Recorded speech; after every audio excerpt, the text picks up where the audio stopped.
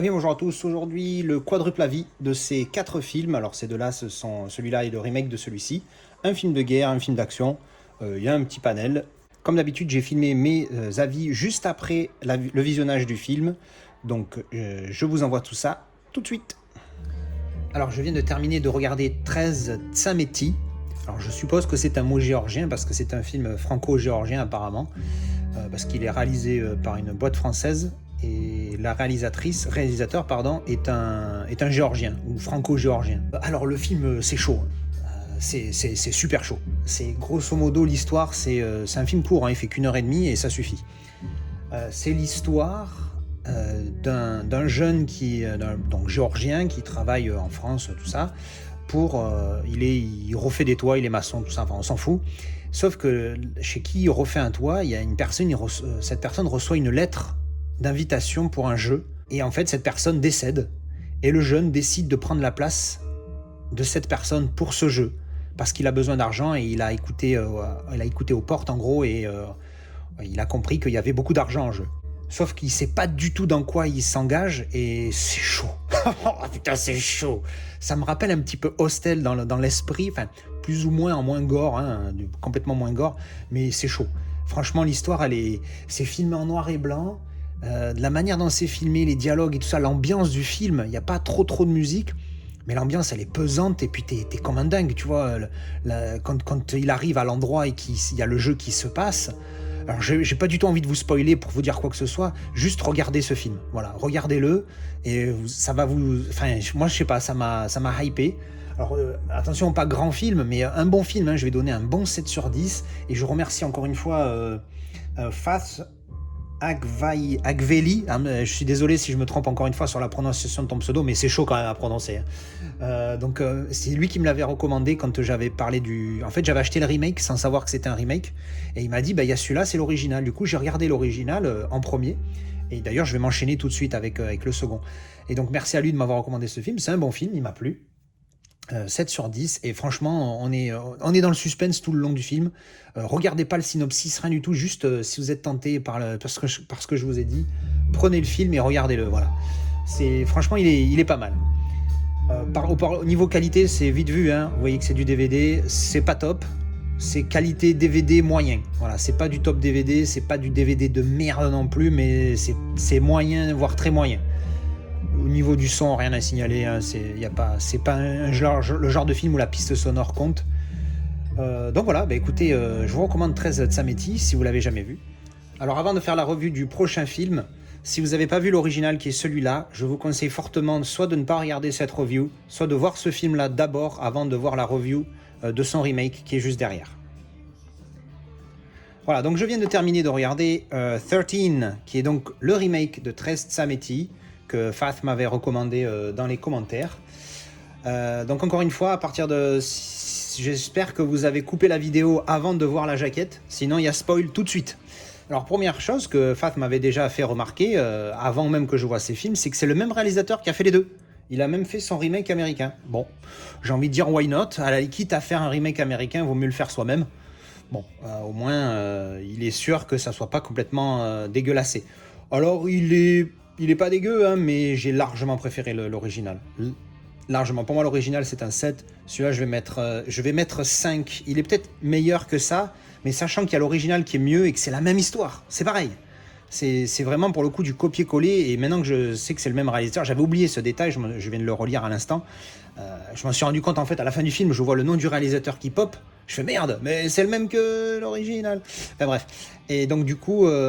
c'est vraiment le même film, hein, pour le coup, à part 2-3 différences. Je pense que le réalisateur, qui est aussi le scénariste, dans celui-là en tout cas, et dans celui-ci aussi, je crois, a changé genre 2-3 trucs, histoire que ce soit pas un copier-coller, mais c'est un copier-coller avec 3 différences au final, hein, parce que la fin c'est la même, l'histoire c'est la même, voilà, il y a 2-3 petites nuances qui changent au milieu, et basta.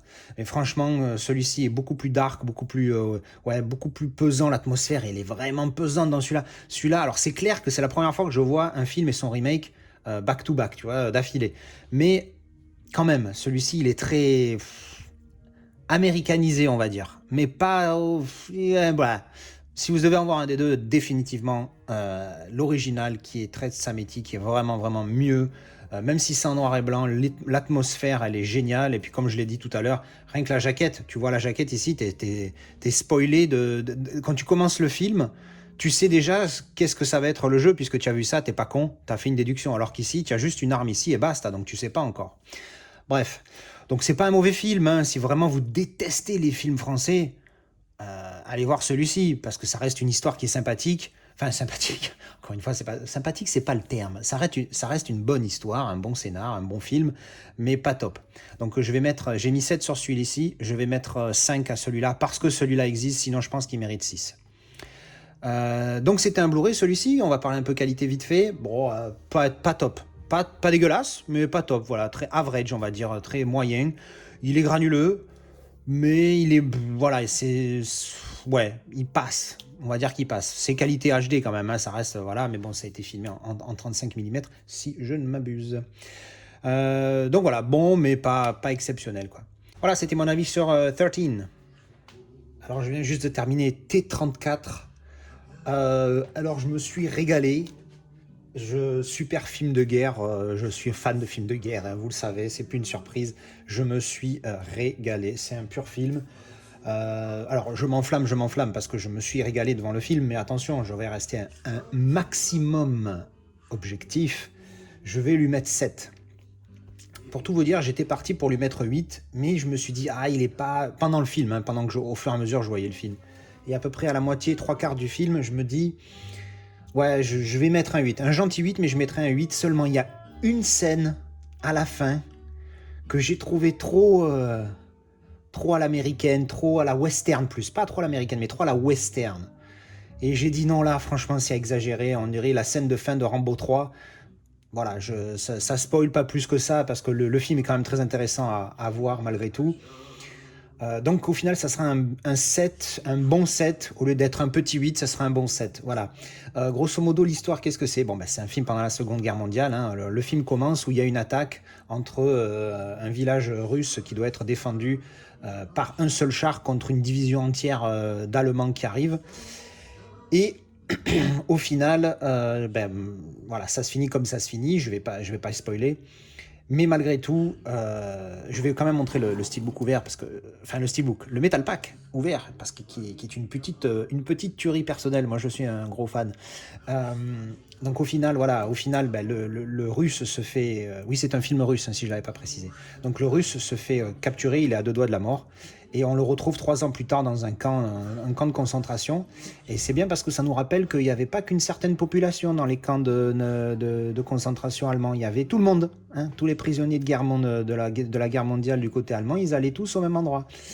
Et donc après, c'est le délire de l'histoire, c'est que les deux qui se sont combattus, les deux chefs des divisions de chars qui se combattent, bon, évidemment c'est sur les chars, vous avez compris avec l'affiche, se retrouvent dans ce camp-là. Donc c'est lui et le russe qui est là.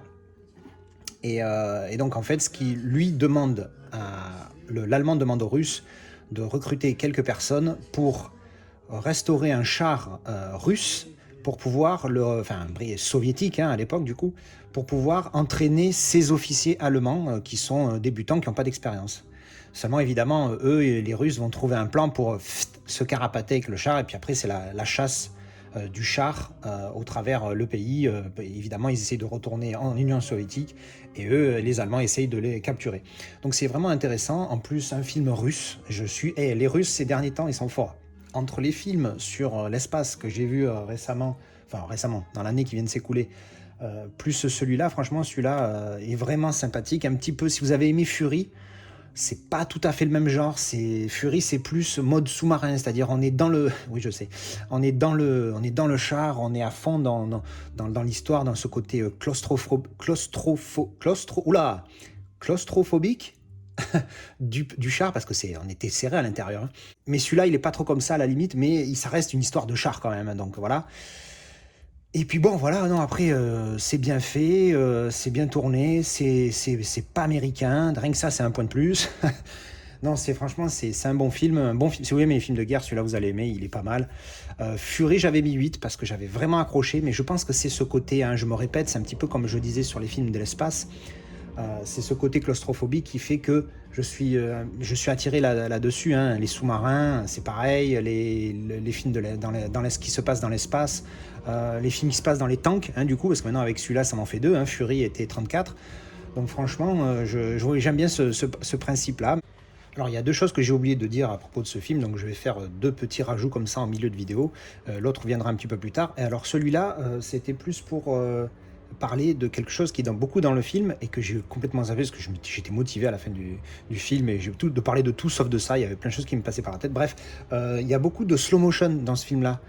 Et c'est vraiment pas mal. On aurait dit du Snyder, un petit peu comme dans le Justice League, où il y a beaucoup de slow motion. Là aussi, il y en a beaucoup, peut-être un ou deux de trop, mais ça va.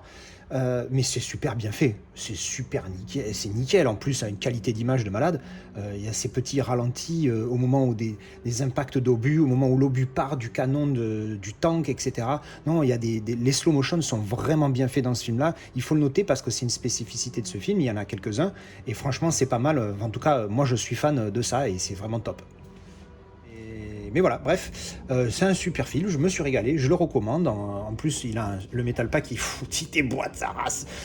Alors, il y a deux versions pour ce film. Il y a une version cinéma qui est de 1 heure, il appelle version internationale sur le disque, qui fait 1h50, et il y a une version longue qui fait 2h20. Donc quasiment 30 minutes de plus, parce que c'est 1h51, 52, je sais plus. Donc une bonne demi-heure de plus. Donc évidemment, j'ai regardé la version longue, j'ai pas vu la version courte, donc je peux pas trop juger. Mais en tout cas, la version longue, elle passe très bien. Il n'y a pas de longueur, je me suis pas ennuyé. Donc je recommande la version longue pour le coup, de 2h20, qui est vraiment sympathique. Et qu'est-ce que je voulais dire? Ah oui, la qualité. Alors la qualité, donc c'est un Blu-ray, c'est pas du 4K. Mais alors il est nickel. Il a été filmé en Ariro 2,8K et masterisé en 2K. Et franchement, il ressort superbe. Hein. Il est pas bon. Évidemment, tu sens. Évidemment, maintenant, je commence à avoir l'habitude. Il y a des petites choses que le 4K améliorerait. Par exemple, la finesse des détails sur les visages qu'on voit de gros plans. C'est clair que maintenant que je m'habitue au 4K, quand je vois des gros plans de visage, je me dis ah oui, c'est propre. Il est propre, hein, celui-là, attention. Hein. Mais il y a des 4K où les visages sont tellement nets, avec des précisions sur les pores de la peau, les rides, les poils de barbe, les sourcils, etc.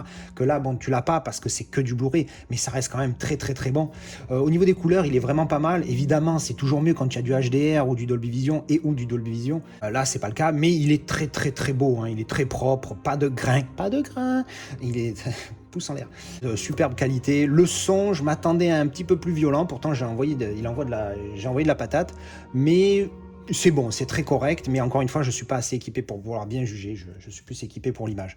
Mais bon, voilà. Donc pour l'image, il est top, nickel. Je me suis régalé. Bon, les barres noires, hein, il est en 2,35 malheureusement. Mais bon, ça, malheureusement, c'est comme ça. Enfin voilà, bref, c'était mon avis sur T-34, un film de guerre que j'ai beaucoup aimé.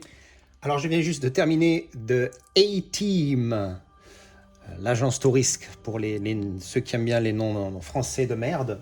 Non, je déconne, vous avez le droit de les aimer. Enfin bref. Donc je viens de finir de regarder The A-Team. Franchement, c'était sympatoque. Alors déjà, pour commencer, il faut savoir que j'ai j'ai dû voir un épisode ou deux quand j'étais gamin de l'agence Touriste, hein, puisque c'est comme ça qu'on l'appelait à l'époque. En France, et du coup je peux pas trop dire si c'est fidèle à la série ou pas, malheureusement ça je peux pas, mais en tout cas le film, bah franchement j'ai trouvé ça cool. Il y a de l'action, ça déconne dans tous les sens, ça tire dans tous les sens, surtout ça explose, il y a des courses poursuites, il y a des machins, c'est ce qu'on veut pour ce genre de film. Alors je me suis régalé, oui. Je me suis pas régalé parce que quand je regarde Das Boot ou Red October, là je suis en admiration, c'est sûr. Mais franchement, j'ai passé un bon moment. Grosso modo, l'histoire, ce sont des Rangers de l'armée américaine. Et en fait, ils se font piéger après une opération secrète et on les accuse eux alors que ils ont rien fait. Et donc ensuite, c'est leur histoire pour se blanchir en fait de toute accusation. Et donc du coup, voilà, bon, c'est très classique comme scénario, mais franchement, c'est pas mal, c'est bien joué, il y a des bons acteurs. Lui, là, c'est un grand malade, hein, celui qui joue Murdoch, c'est un fou, hein. Il est complètement perché, mais ça lui va bien, hein. L'acteur qui le joue, il est pas mal, c'est Charlton Copley. Il est pas mal cet acteur, il est vraiment... il joue bien le mec complètement perché, donc ça lui va très bien. Puis après, hein, Bradley Cooper, Liam Neeson, tout ça on connaît. Donc ouais, c'est un bon film d'action. Si vous aimez l'action, voilà. Hein, alors j'ai vu, il y a une version longue dessus. Je ne savais pas. Il y a la version theatrical et l'extended cut. Alors l'extended cut, elle fait, j'ai regardé 2h12 et la version courte fait, je sais plus. Bref, en tout cas, moi j'ai regardé la version longue. Je connais pas du tout la version courte. Hein, c'était la première fois que je regardais ce film. Donc voilà, oui, bonne histoire, voilà. Si vous voulez un film pour passer un bon moment où ça tire dans tous les sens, il y a de l'action, machin, c'est sympa. Après, on va parler qualité, vite fait, parce que bon, c'est pas un 4K, il n'y a pas trop à débattre, mais ça reste un Blu-ray, donc quand même, c'est propre, très très propre. C'est un très bon Blu-ray, un très bon transfert, je trouve ça vraiment, il était vraiment pas mal. Le mixage des voix était pas trop mal, je me suis quand même mis les sous-titres parce que j'ai un petit peu galéré parce que y a quand même beaucoup d'action, mais c'était moins chaud que le dernier, je sais plus ce que c'est que j'avais vu. Ah oui, c'était Serenity, je crois, où on n'entendait rien des voix quand il y avait des actions. Là, on entend un peu mieux, mais des fois c'était un peu chaud, donc je me suis un petit peu mis les sous-titres, mais sinon le son était vraiment pas mal aussi, hein, ça pète dans tous les sens, tout ça. Et au niveau image, on est top. On est franchement au top.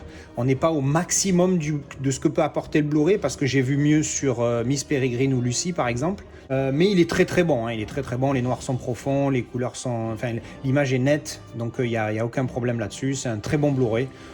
Un 4K, qu'est-ce que ça apporterait? Comme d'habitude, une meilleure netteté et des meilleures couleurs, une meilleure profondeur des noirs, même si là, les noirs, ils sont franchement bien profonds et ils sont pas mal, surtout sur un OLED.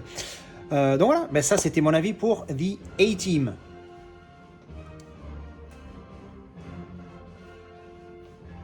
Et bon timing pour la musique. Voilà, donc c'était mon avis sur chacun des films et ainsi que leur qualité. J'espère que ça vous a plu, que ça vous donnera envie de regarder ces films ou pas. En tout cas, si vous les avez vus, donnez-moi votre avis dans les commentaires et rejoignez-moi sur Discord éventuellement, comme ça on pourra discuter. Allez, merci, à la prochaine, ciao.